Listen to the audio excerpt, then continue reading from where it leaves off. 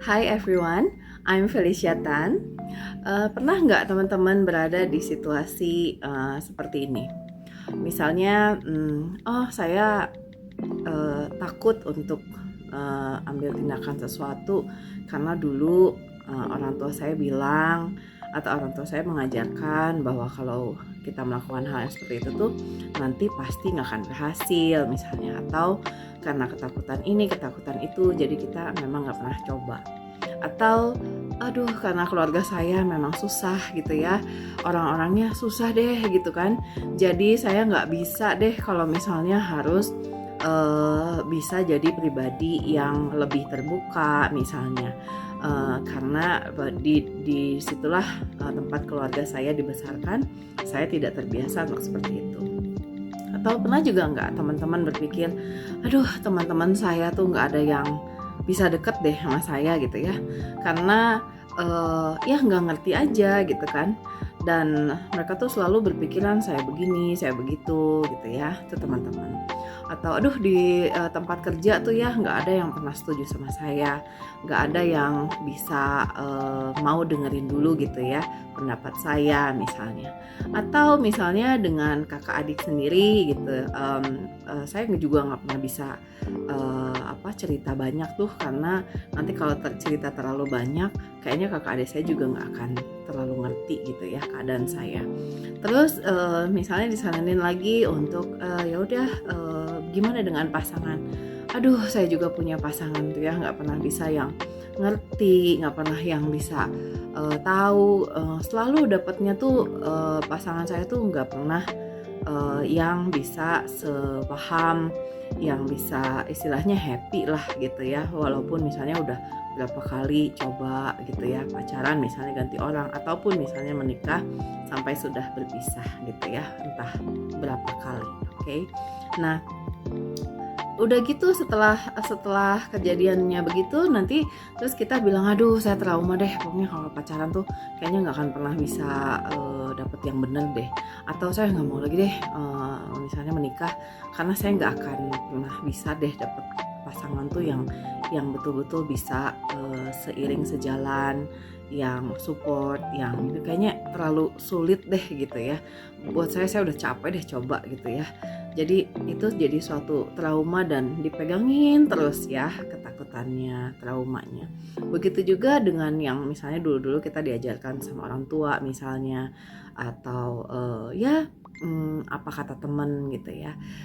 Ya orang tua juga manusia, mereka pun bisa salah. Kalau kita pikir semua orang tua sayang anaknya, siapa orang tua yang mau memberikan hal yang tidak baik untuk anaknya gitu kan ya, apalagi untuk kita yang sudah jadi orang tua juga ya, we do our best ya kan, walaupun kadang juga kita salah gitu ya untuk ke anak, tapi kita berusaha untuk berikan yang terbaik.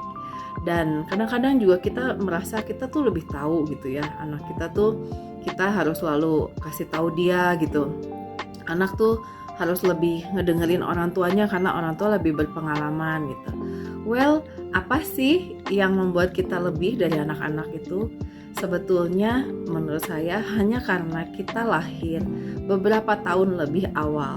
Karena itulah kita mungkin sudah merasakan apa yang kita rasakan dulu. Tidak berarti anak-anak kita akan merasakan hal yang sama, karena segala sesuatu bagaimana kita memprosesnya dan juga bagaimana kita menerimanya pada akhirnya. Oke. Jadi maksud saya adalah dengan video ini, kalau teman-teman punya segala sesuatu gitu ya yang kita berpegang teguh, atau kita pegangin terus ya, walaupun kita tahu itu tuh nggak bagus-bagus amat gitu ya, apalagi hal-hal yang sifatnya kekecewaan, ketakutan, kepahitan ya, atau dendam gitu, atau trauma gitu ya. Sekarang kita manusia dikasih akal budi, tinggal kita pilih aja ya, segala sesuatu adalah pilihan. Kita akan terus berpegang kepada apa yang kita sudah pegang selama ini, walaupun kita tahu itu tidak selalu baik juga untuk hidup kita, tidak membawa juga kebaikan di hidup kita, atau kita mau pilih yang satu lagi yang betul bahwa kita tahu semua itu, tapi kita putuskan untuk belajar dari hal itu dan berusaha untuk tidak mengulanginya lagi. Kita mungkin bisa dapat kebahagiaan yang lebih besar, kita bisa buka pintu untuk orang-orang yang jelas-jelas akan care tentang kita. Begitu kita merubah cara kita memikirkan sesuatu, karena pikiran kita harusnya kita yang kontrol, bukan kita yang dikontrol oleh pikiran, kan ya. Akhirnya kalau kita membiarkan hal-hal tersebut yang tidak baik mengontrol pikiran kita, mengontrol diri dan emosi kita, pada akhirnya kita mungkin akan kehilangan hal-hal yang baik. Jadi teman-teman pilih yang mana, ya kan? Apakah mau terus